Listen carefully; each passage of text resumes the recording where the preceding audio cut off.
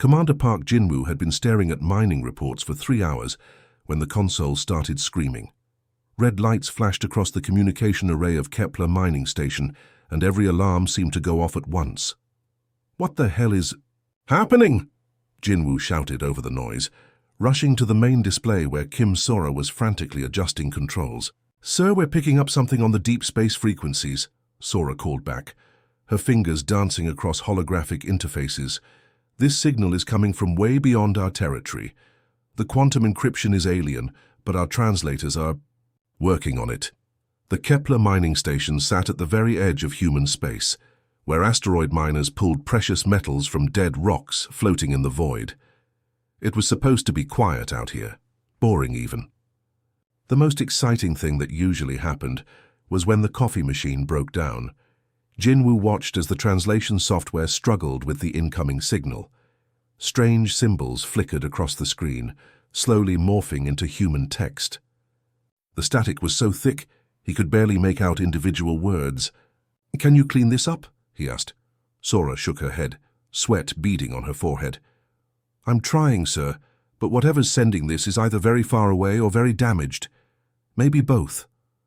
Suddenly, a voice broke through the static. It wasn't human. The tone was higher, more musical, but filled with absolute terror. "This is the Zalani Republic science vessel Harmony's Edge. If anyone can hear this transmission, please respond. The swarm has broken through our defense grid." Jinwoo's blood went cold. He knew that name. The Zalani were one of the few alien species humans had actually met and traded with. They were peaceful people who lived on floating cities above gas-giant planets. Their ships looked like giant jellyfish made of crystal and light. The voice continued, growing more desperate. "Our colonies are gone. Kepler Prime, New Harmony, the research stations, everything. They eat the planets themselves, the metal, the rock, even the atmosphere. Nothing is left." In the background, Jinwoo could hear what sounded like metal being torn apart. Explosions echoed through space, and other Zalani voices were shouting in their own language. "We managed to escape with civilian transports, but they're following us. The Vorthak swarm moves like a plague across space. Each ship is the size of a city, covered in weapons that shoot lightning and acids that dissolve hulls in seconds." Sora looked at Jinwoo with wide eyes. "Sir, should I record this?" "Already doing it," he replied, his hands moving across his own console. "Get me every detail, frequencies, origin point, everything." The alien voice was breaking up now, filled with static and what sounded like crying. "We tried to fight them. Our plasma cannons, our particle shields, our best pilots, nothing worked. They have creatures inside their ships, things that look like metal spiders the size of humans. When they board your vessel, they don't just kill you, they convert you into more of them." A massive explosion echoed through the transmission, and Jinwoo heard the Zalani scream. "Our ship is breaking apart. The hull can't take much more. To whoever receives this message, warn your people. The Vorthak don't negotiate. They don't take prisoners. They consume everything in their path and move on to the next system." The voice was fading now, barely audible over the sound of destruction. "This is Commander Veltar of the Zalani Republic, broadcasting on all frequencies. We are the last ship, the last of our kind. Please, if there is anyone out there who can hear this, remember us. Remember that we tried to warn the galaxy. One final explosion, louder than all the others, and then silence." Jinwoo stared at the dead transmission display for a long moment. Kim Sora was quietly wiping tears from her eyes. "How long ago was this sent?" he asked quietly. Sora checked her readings. "The quantum signature suggests it took about 18 hours to reach us, sir." 18 hours. Jinwoo ran his hands through his hair. The Zalani were probably already dead, their beautiful crystal ships floating as debris in the void. "Get me a priority channel to Earth Command. Use the emergency codes. Sir, shouldn't we verify this first, run some analysis?" Jinwoo looked at her seriously. "Sora, I've been out here for 5 years. I know what real terror sounds like. That wasn't fake. Patch me through to Admiral Lee Minho at the United Defense Council.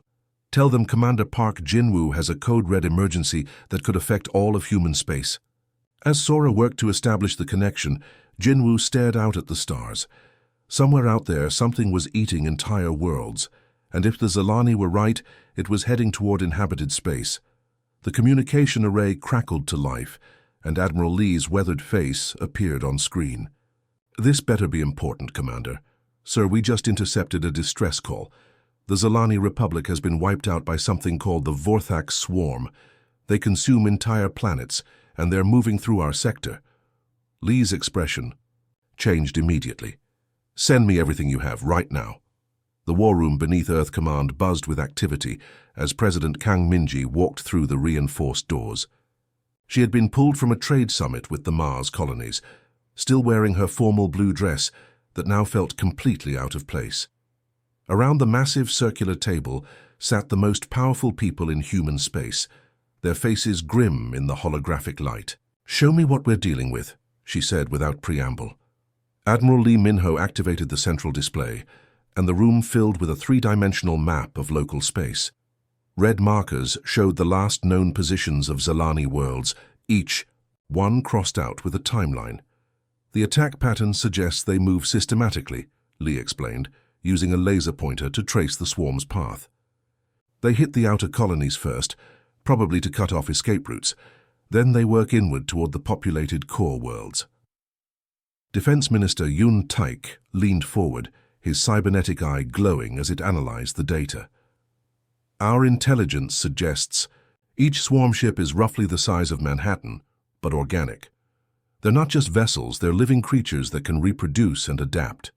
"How many are we talking about?" asked General Shin Hana, her scarred hands clasped tightly on the table. "Conservative estimates put the main force at over 300 ships," Yoon replied. "But they're spawning smaller vessels constantly. Scout reports from the Outer Rim suggest they consume raw materials and convert them into more swarm units within hours." President Kang studied the holographic display, watching the red tide of destruction spreading across the map. "What are our options? Realistically?" "We evacuate the outer colonies and fortify Earth's system," General Shin said bluntly. "Build a defensive line and hope we can hold them off long enough to develop new weapons." "That's the coward's path," Admiral Lee shot back. "By the time they reach us, they'll have consumed dozens more systems. They'll be twice as strong, and we'll be fighting alone." "At least we'll be fighting with our full fleet intact," Shin countered. "What you're proposing is suicide." Lee activated another section of the holographic display, showing fleet positions throughout human space. Operation Starfall would mobilize every ship we have. Military vessels, cargo haulers, passenger liners, research ships, even the mining barges from the outer asteroids. "You want to turn cruise ships into warships?" President Kang asked incredulously. "I want to turn everything that can fly into something that can fight," Lee replied.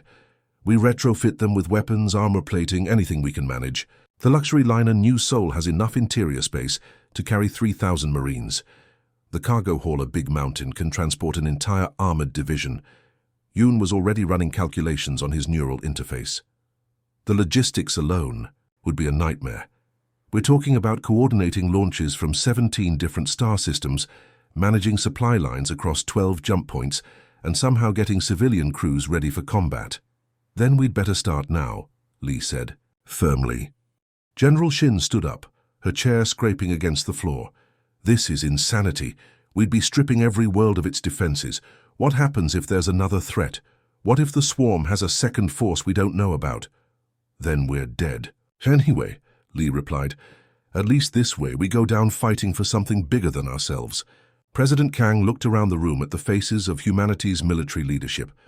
She saw fear, yes, but also something else, a spark of determination that reminded her why humans had spread across the stars in the first place. "How long would it take to reach the Zilani system?" she asked. "With our fastest ships, 3 weeks minimum," Yoon answered. "The converted civilian vessels would take closer to a month." "And you think the Zilani might still be alive?" Admiral Lee pulled up the intercepted transmission again. "Commander Veltar's final message mentioned survivors on the surface of their homeworld. If they're hiding in underground cities, they might have held out this long."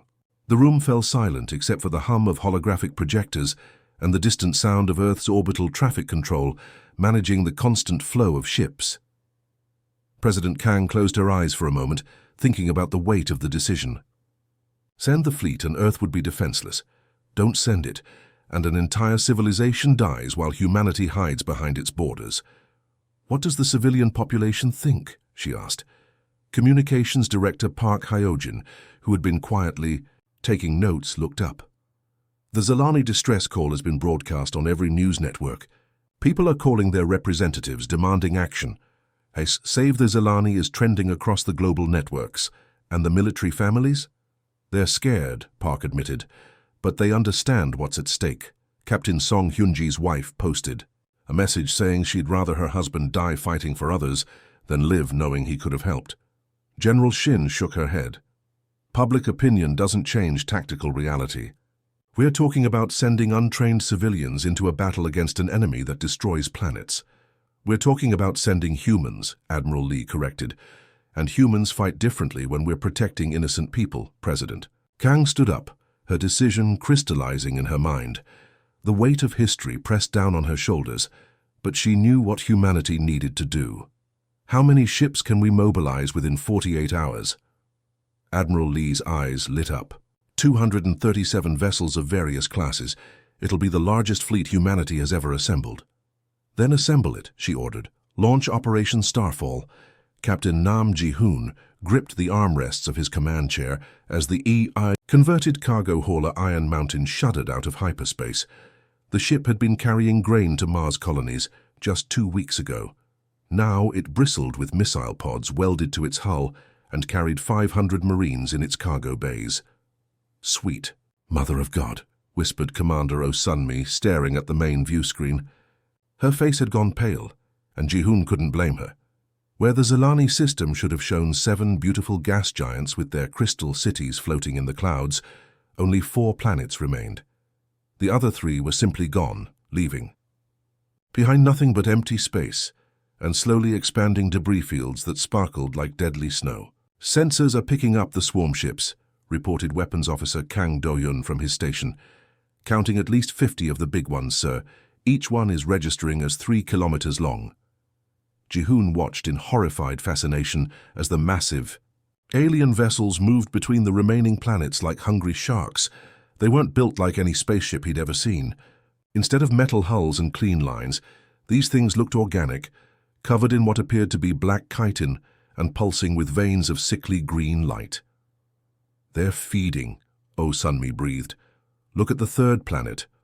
On screen, one of the swarm ships had extended massive tentacle-like appendages down to a planet's surface. Where they touched, the ground simply disappeared, flowing up into the creature's belly like liquid. Entire mountain ranges were being consumed in minutes. Admiral Lee's voice crackled across all fleet frequencies. All ships, this is Admiral Lee aboard the flagship Indomitable. What you're seeing is exactly why we're here. These things don't just kill civilizations, they erase them completely. The human fleet spread out in a loose formation, trying to look bigger than it really was. Converted passenger liners flew alongside military destroyers. Mining ships with hastily mounted weapons drifted next to research vessels packed with Marines. It was the strangest armada in human history. Sir, the swarm is noticing us, reported Lieutenant Park Da-young from the communication station. She was barely out of the academy, but her eyes burned with determination. They're changing course, moving to intercept. Ji-hoon counted the enemy. Vessels on his tactical display. 53 of the massive bioships, plus hundreds of smaller craft that swarmed around them like angry wasps. Each small craft was still the size of a human frigate. All ships, maintain formation, Admiral Lee ordered. Wait for my signal. The swarm approached in perfect order, their bioships arranged in a classical battle formation that any military academy would recognize. They moved like they expected the humans to line up opposite them and trade volleys like gentlemen dueling at dawn. That was their first mistake. Admiral, Lieutenant Park's voice cut through the tense silence. I'm picking up a transmission from the planet's surface. It's faint, but I think it's Zalani. Put it through, Lee ordered. The voice that came through the speakers was weak but unmistakably alive. Unknown vessels, this is Zalani Commander Veltar speaking from the emergency. Bunkers beneath Harmony City. We have approximately 10,000 civilians hiding in the deep shelters, but our defenses are failing. We didn't expect anyone to come. Ji-hoon felt something ignite in his chest. 10,000 people, hiding underground while monsters ate. Their world above them. "This is Admiral Lee of the Earth Defense Force," Lee replied. "We're here to get you out, Commander. Hold tight." The lead swarm vessels were now close enough that Jehoon could see details on their hulls. The surface writhed with what looked like metallic worms, and weapon ports opened like hungry mouths along their sides.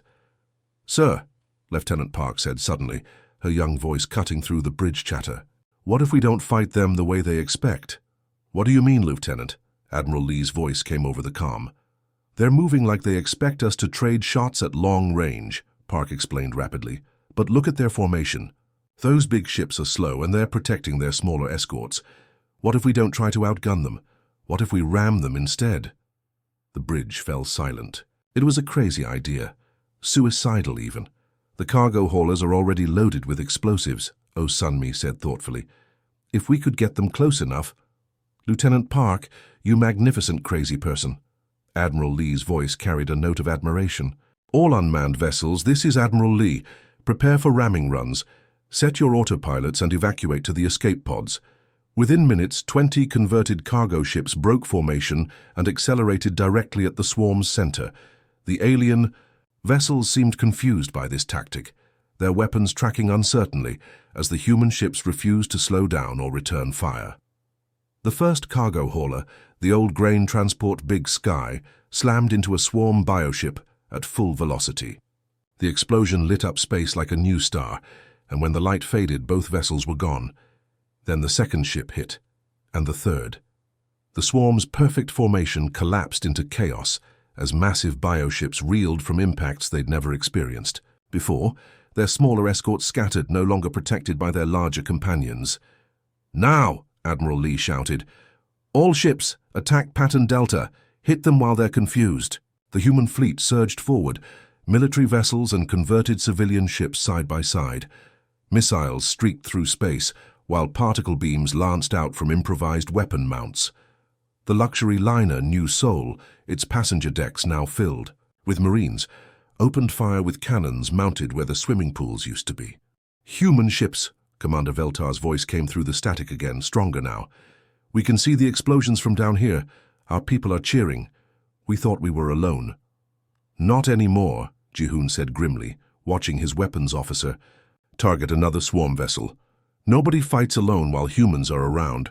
The battle for the Zilani system had begun, and the galaxy was about to learn that humans didn't believe in fair fights when innocent lives were at stake. Dr. Han Mirai pressed her face against the laboratory window, watching laser fire streak past as the research vessel Endeavour shook from another explosion. The captured swarm creature in the containment field behind her writhed like an angry snake made of metal and flesh. "Doctor, we need to evacuate," shouted her assistant, Lee Dongwoo, as sparks flew from an overloaded console. "The hull can't take much more of this." "Not yet," Mirai replied, her fingers flying over the biological scanner. "I'm so close to understanding how they work." The specimen looked like a nightmare crossed with a machine. It had the basic shape of a human, but its skin was black chitin plates that shifted and moved on their own. Where its eyes should have been, glowing green sensors tracked her movements with disturbing intelligence. "The neural pathways are incredible," she muttered, studying the readings. "They're not just connected to each other through radio signals. There's some kind of quantum entanglement happening at the cellular level." Another massive explosion rocked. The ship and emergency lighting bathed the lab in red. Through the window, Mirai could see one of the human cargo haulers ramming a swarm bioship, both vessels disappearing in a ball of fire. "Every single one of these creatures is like a finger on the same hand," she said suddenly. "They're all controlled by a central nervous system somewhere." She activated her communicator. "Admiral Lee, this is Dr. Han aboard the Endeavour. I think I know how to stop them." Lee's voice crackled back through static and weapon fire. "Make it quick, Doctor. We're getting hammered out here." "The swarm creatures are all linked to a master organism," Mirai explained rapidly. "Cut the connection. And they should become confused, maybe even stop functioning entirely." "Where is this master organism?" Mirai looked at her scanner readings, tracing the quantum signatures. "The biggest ship, that kilometer-long monster heading for the Zilani. Homeworld." Meanwhile, 300 kilometers away, Captain Lim Woojin was leading 12 Marines through the twisted corridors of a captured swarm vessel. The walls around them pulsed like they were inside a living heart, and the air smelled of ozone and decay. "This place gives me the creeps," muttered Sergeant Kim Bongjun, his plasma rifle trained on the shadows ahead. "It's like being inside someone's stomach." The corridors weren't built for human-sized creatures. They were too narrow in some places, too wide in others, with strange organic growths hanging from the ceiling like diseased fruit. Every surface was covered in the same black chitin as the captured specimen, and veins of green light pulsed beneath it like alien blood. "Movement ahead," whispered Corporal Yu Sungmin from point position. "Something big." They rounded a corner and found themselves in a vast chamber filled with what looked like a massive brain made of living metal. It was easily 10 meters across, suspended in the center of the room by thick cables that sparked with electricity. Smaller versions of the swarm creatures floated around it in some kind of trance. "Found it," Wu Jin reported over his comm. "The command node," Dr. Han mentioned. The brain thing seemed to notice them. The floating creatures suddenly snapped to attention, their green sensors focusing on the human intruders. They moved with jerky, puppet-like motions, as if controlled by strings. "Light it up," Wu Jin ordered. Plasma fire filled the chamber as the Marines opened up on the brain structure. The floating creatures tried to defend it, but they moved too predictably, like video game enemies following simple programming. Within minutes, the brain thing was reduced to smoking ruins. Across the battlefield, something remarkable happened. Swarm vessels that had been moving in perfect coordination suddenly began drifting aimlessly. Their weapon fire became sporadic and poorly aimed. Some of them actually started attacking each other. Far across the galaxy, in the observation deck of a Korathi Empire warship, Admiral Teshivara watched the battle through long-range sensors. Her forearms were crossed in amazement, and her reptilian features showed an expression her crew had never seen before. "Impossible," she whispered. "The humans are actually winning against the swarm." Her communications officer, a young Korathi named Velshin, looked up from his station. "Admiral, we're receiving similar reports from across the sector. The Altarian Federation, the Vegan Confederacy, even the Crystalline Hegemony. Everyone's watching this battle." "And what are they saying?" "They want to help. Species that have been hiding from the swarm for decades are offering ships, weapons, anything the humans need." Back in the Zelani system, President Kang received the flood of alien communications aboard Earth's orbital command station. Leaders of species humanity had never even heard of were suddenly offering alliance and support. "Madam President," said Communications Director Park Hyojin, "the Trilaxian Republic is offering to share their shield technology. The hegemony wants to send medical supplies. The Altarians are asking if we need reinforcements." Kang smiled grimly. "Tell them we appreciate the offers, but this fight isn't over yet." She was right. Even as the smaller swarm vessels began to falter, the largest bioship continued its approach to the Zelani homeworld. It was a nightmare of organic engineering, covered in weapon ports and massive feeding tentacles. Unlike the others, it seemed unaffected by the destruction of the command nodes. "That one's different," Admiral Lee reported over the comm. "It's not following the same neural pattern. I think it might be the primary consciousness." Only one ship stood between the monster and the planet, where 10,000 Zelani civilians huddled in underground shelters. The destroyer Phoenix, commanded by Captain Song Hyunji, was barely a tenth the size of the approaching bioship. "All ships, this is Phoenix," Hyunji's voice came over the fleet frequency. "I'm moving to intercept the primary target." "Captain, you can't take that thing alone," Admiral Lee protested. "Watch me," Hyunji replied. "All power to engines. We're going to ram that son of a bitch." Her crew of 87 souls didn't hesitate. They had come 12 jumps from home to save people they'd never met. They weren't about to quit now. The Phoenix accelerated toward the massive bioship, its engines burning at maximum output. Behind it, the rest of the human fleet fought desperately to clear a path, but they were still engaged with dozens of smaller swarm vessels. "Captain," her weapons officer called out, "we could try to target their weapon systems instead." "Negative," Hyunji replied, watching the monster grow larger on her screen. Dr. Han said that thing is the primary mind. We kill it, we save everyone. The Phoenix streaked through space like a burning arrow, and the galaxy held its breath. Ambassador Zhou Sungwu adjusted his formal diplomatic robes as he walked through the massive corridors of the Galactic Assembly Station. The structure was enormous, built to accommodate 47 different alien species, each with their own environmental needs. Some sections were filled with water for the aquatic deep dwellers, while others maintained the high-pressure atmosphere preferred by the silicon-based rockborn. As the first human to address the assembly, Joe felt the weight of history on his shoulders. Through the transparent aluminum walls, he could see Earth's new flagship, the UES Zilani's Hope, docked alongside vessels from across the galaxy. 6 months ago, most of these species had never heard of humanity. Now they were calling humans the saviors of the galaxy. The assembly chamber was a sight to behold.